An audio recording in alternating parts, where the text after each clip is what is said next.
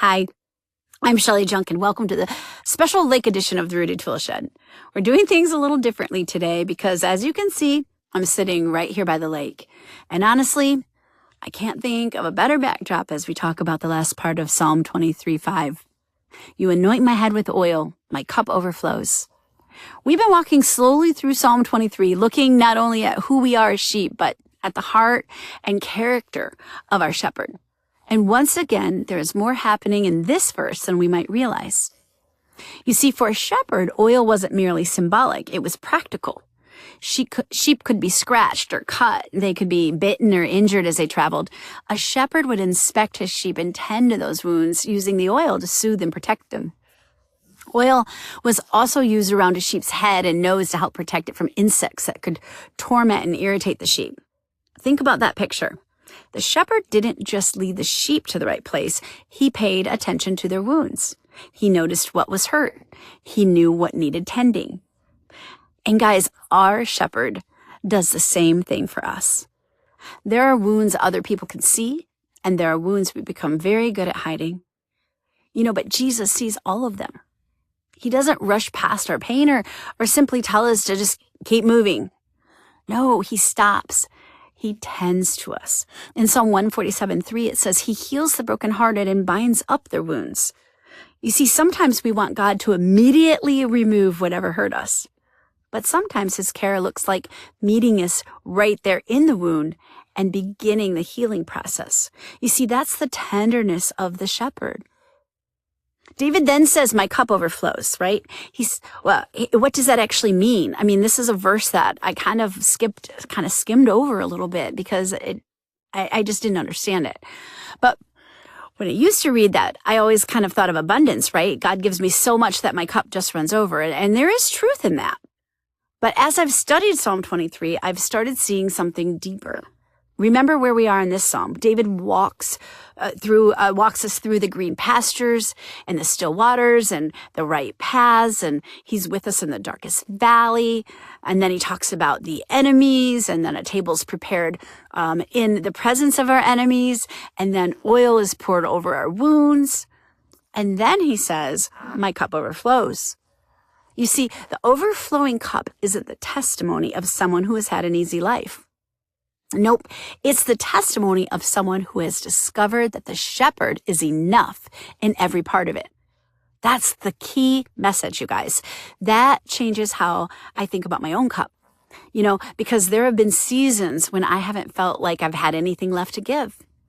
And maybe you've been there too, right? You're trying to take care of your family and you're carrying someone else's burden. You're kind of praying for people that you love and maybe things aren't changing and you just feel this need to keep them held up to the Lord. You're showing up at work and you're serving and you're kind of doing it all. You're trying to encourage everybody around you. And eventually you think, God, I just don't have anything left. I've had seasons like that. I'm actually going to be transparent and talk to you that I've had a season like that recently. But what God has continued to teach me is this. My cup doesn't overflow because I have an unlimited ability to give in my own strength. My cup overflows because my shepherd is an unlimited source. And that distinction matters. Because if I believe I have to manufacture what everyone around me needs, eventually I'm going to run dry. And trust me, guys, I do. A lot of times I do it in my own strength. But Jesus never asked me to be the source. He asked me to stay connected to him. And Jesus says in John 15:5, I am the vine, you are the branches. The branches don't produce life by trying harder. No, the branch receives its life because it's connected to the vine. And I think our cup works much the same way. An overflowing cup doesn't keep everything inside, right? What fills it eventually spills over. God comforts us and we learn how to comfort someone else. He gives us grace and we become more gracious. He carries us through a valley, and one day we find ourselves walking beside someone else through theirs. He heals wounds in us, and then suddenly we recognize wounds in other people differently. That's overflow. That's what that means, right? Not because we become stronger than everyone else. No, that's not it at all. But it's because we've experienced personally the shepherd.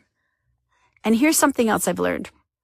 You cannot constantly pour from a cup you refuse to let the shepherd fill. Sometimes we're just so busy pouring into everyone else that we neglect the very relationship that fills us. We're serving, we're helping, we're fixing, we encourage everyone else. We're praying and we're lifting everybody else up to the Lord. We show up, but we don't sit with Jesus long enough to receive. You see, we're talking about him and we're singing about him and we're doing everything, but we've got to be with him to get that filling. Psalm 23 reminds us that before the sheep ever does anything for anyone else, the shepherd provides for the sheep. He makes me lie down. He leads me. He restores me. He guides me. He comforts me. He prepares the table, and then he anoints me. And then finally, my cup overflows. That's really cool. Do you see the order that we just went through here? The overflow comes from what the shepherd has already poured into us. So maybe today the question isn't, what else do I need to do for God? Maybe the question is, am I allowing my shepherd to fill me? Am I letting him tend the places that hurt, that are depleted? Am I sitting at the table that he prepared? Am I staying close enough to him to receive what I need so that I can overflow onto everyone else? Because you guys, you were never meant to be everyone's source. Moms, we feel like that sometimes, right? You have a source, they have a source, and his name is Jesus. So as we finish up Psalm 23:5, remember this: your shepherd sees your wounds. He tends to them, and he longs to fill what has been emptied. And as you stay close to him, what he pours into you can begin to overflow into the lives of the people around you. We don't pour out so that God will fill us. We allow him to fill us, and then we have something worth pouring out. I'm Shelley Junkin, and this is the Rooted Toolshed today from the lake. If you've enjoyed this, if it's touched your heart, feel free to subscribe as we are going to continue walking through Psalm 23 with only one verse left, discovering not only who we are as sheep, but the powerful, personal, and loving heart of our shepherd. Until next time, stay rooted in him.